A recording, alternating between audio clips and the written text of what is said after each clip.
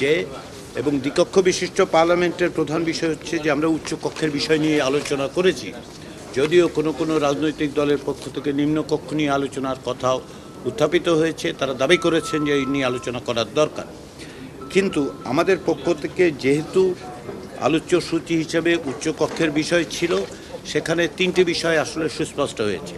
প্রথমত, অধিকাংশ দল নীতিগতভাবে দ্বিকক্ষ বিশিষ্ট সংসদ প্রতিষ্ঠার পক্ষে, কিছু কিছু দল বিভিন্ন কারণে সামান্য আপত্তি করছেন, কিন্তু সেটা কতটা নীতিগত সেটা এখন পর্যন্ত স্পষ্ট নয়। তবে আবারও বলি, অধিকাংশ দল নীতিগতভাবে দ্বিকক্ষ বিশিষ্ট সংসদ প্রতিষ্ঠার পক্ষে।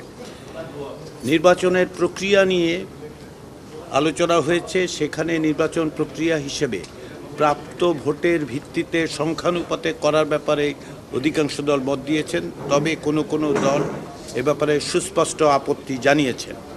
তৃতীয় সেটা হচ্ছে কার্যকর একটি উচ্চকক্ষের জন্য এর কার্যপরিধি নির্ধারণ করার ক্ষেত্রে সংবিধান সংস্কার কমিশনের প্রস্তাবের বাইরেও কিছু কিছু জিনিস যুক্ত করার কথা বলা হয়েছে। আমরা বিভিন্ন রকম প্রস্তাব ওই আলোচনা এসছে, সেগুলো আমরা আলোচনা করেছি। এর কিছু কিছু বিস্তারিত আপনারা পরবর্তী সময় দেখতে পাবেন হয়তো অন্যান্য রাজনৈতিক দলের কাছ থেকে। কিন্তু আমাদের বক্তব্যটা হচ্ছে এই যে আমরা মনে করছি যে যেহেতু উচ্চকক্ষ বা দ্বিকক্ষ বিশিষ্ট পার্লামেন্ট তৈরি করার ক্ষেত্রে, আইনসভা তৈরির ক্ষেত্রে নীতিগত একমত আছে, প্রতিনিধিত্বের বিষয়টা আমরা ভবিষ্যতে আশা করি সমাধান করতে পারব। এবং যে সমস্ত দলের পক্ষ থেকে এই নিয়ে আপত্তি আছে, তারা এগুলো আজকের আলোচনার পরে কয়েকটি দল, বিশেষ করে একটি দল আমাদেরকে বলেছেন যে তারা এটা নিয়ে আলোচনা করবেন, ফিরে গিয়ে যে সমস্ত আলোচনার মধ্যে উঠেছে আজকের। ফলে আজকের অগ্রগতির দিক সেটা হচ্ছে, আমি আগেও যেটা বলেছি, প্রতিদিনই বিশেষ অগ্রগতি অর্জন করা যাবে সেটা মনে করার কোনো কারণ নেই। আমাদের দিক থেকে আমাদের চেষ্টাটা অব্যাহত আছে। জুলাইয়ের মধ্যে আমরা একটি সনদ তৈরি করতে চাই, আমরা এই ব্যাপারে প্রতিশ্রুতিবদ্ধ।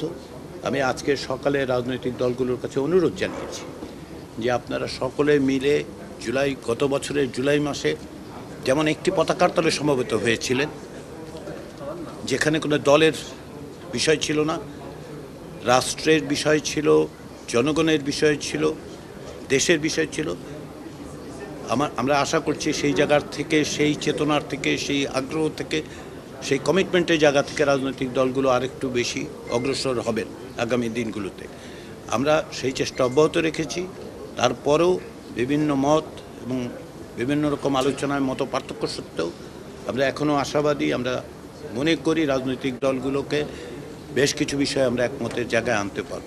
সকল বিষয়ে সকলে একমত হবেন তা নয়, কিন্তু রাষ্ট্র একটি জবাবদিহিমূলক রাষ্ট্রের প্রতিষ্ঠার জন্য প্রাতিষ্ঠানিক কাঠামোর পরিবর্তনের জায়গায় রাজনৈতিক দলগুলো একমত হবেন, এটাই আমার বিশেষ করে প্রস্তাবিত বিভিন্ন সংশোধনের পর এটা আমাদের অনুরোধ।